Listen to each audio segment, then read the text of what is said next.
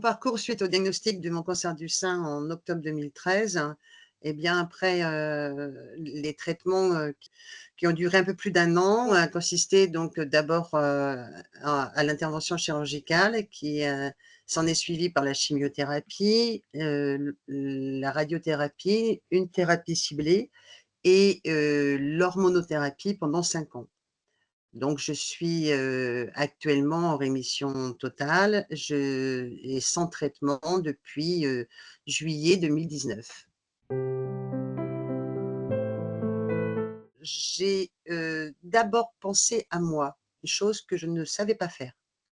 et j'en ai pris conscience à la fin de mes traitements lourds en me disant, j'étais toujours en arrêt de travail, en me disant,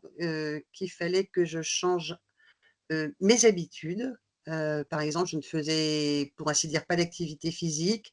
et je l'ai mis en place, de façon toute simple parce que par chez moi, je suis dans un département rural et il n'y avait rien, enfin, je n'avais pas connaissance de quelque aide, qu'il soit, les soins de support, je ne savais pas ce que c'était, je les ai découverts plus tard. Donc j'ai fait mes soins de support toute seule, en me prenant en main, en faisant de la marche, en faisant un peu de vélo d'appartement, jusqu'à temps que je découvre, des choses qui se mettaient en place quelques semaines plus tard, près de chez moi. On a tendance à accorder, moins d'importance à des choses futiles et plutôt s'arrêter sur des choses qui vont nous faire plaisir, ne serait-ce qu'une, voilà, une promenade, entre, avec sa famille ou avec des amis, planter des fleurs si on en a la chance d'avoir un petit parterre, bon voilà, s'arrêter, enfin, c'est des choses simples de la vie mais qui nous font énormément plaisir et puis tout ce qui est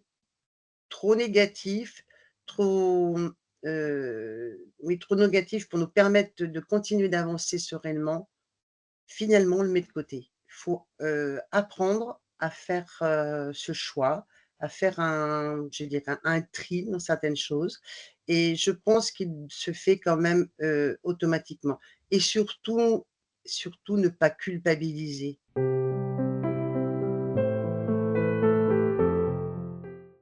Patient réseau, ça a été une, merveilleuse découverte et puis il y en a une petite anecdote avec Patient réseau qui fête ses 10 ans et mon réseau cancer du sein donc était le premier réseau qui a été créé il y a également 10 ans et ça fait donc 10 ans que je suis,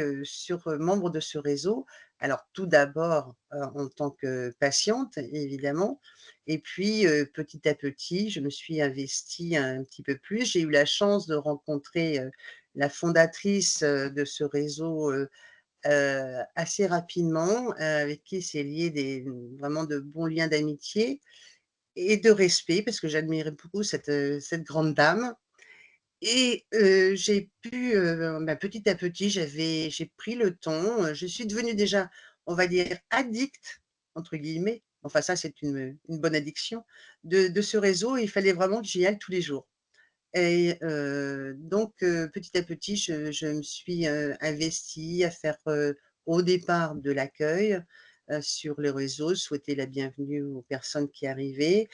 Comme moi, ça faisait déjà 1 an que j'avais eu mon cancer, j'étais en fin de traitement lourd, quand j'ai découvert mon réseau cancer du sein et j'ai pu, modestement aider les personnes qui débutaient leur traitement, leur parcours et pour les encourager, voilà, quand, on sait que tout n'est pas rose évidemment, qu'il y a des hauts, des bas et le réseau sert aussi à ça, à réconforter, à renseigner et à aider à aller de l'avant. Ce qui m'importe surtout dans cette association pour les patients, mais c'est une association de patients et ça fait toute la différence. Il y a beaucoup d'associations dans le cancer, quel que soit le type du cancer, mais il y a peu d'associations de patients. Quand vous êtes sur un de nos réseaux, on a forcément quelqu'un qui va vous répondre, qui va être concerné par la même pathologie que soi. Même si elle n'est pas à 100 identique, les grandes lignes le sont et ça, c'est vraiment, hyper important et ça renforce, le lien de confiance que l'on peut avoir quand on arrive, sur un de nos réseaux. je vais revenir sur, les rencontres aussi que Passion Réseau m'ont permis et de faire. Des rencontres, alors via les réseaux, c'est virtuel, mais lorsque un jour, on a l'occasion de faire des rencontres en présentiel avec des personnes, avec qui nous avons échangé pendant plusieurs mois, voire plusieurs années sur le réseau et que d'un seul coup on le voit en vrai. Alors ça, c'est un côté magique. Je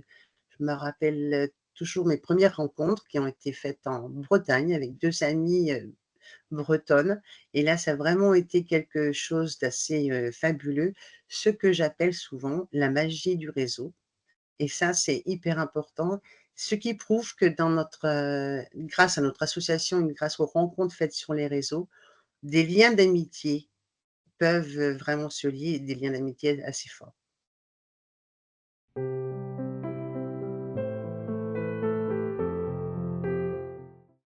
Alors ça, c'est une chose assez importante parce que je suis toujours surprise qu'à nos jours, même en 2024,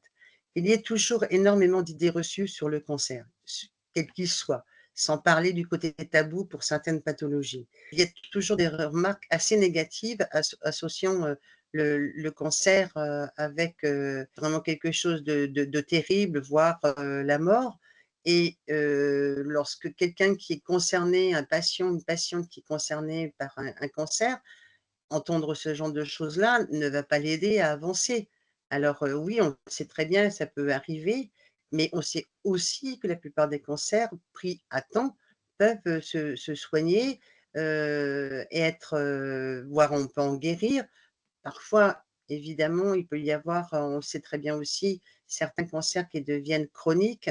mais beaucoup de personnes, avec un cancer métastatique arrivent à vivre, de plus en plus longtemps maintenant, une fois que c'est bien stabilisé. Donc voilà, ne soyons pas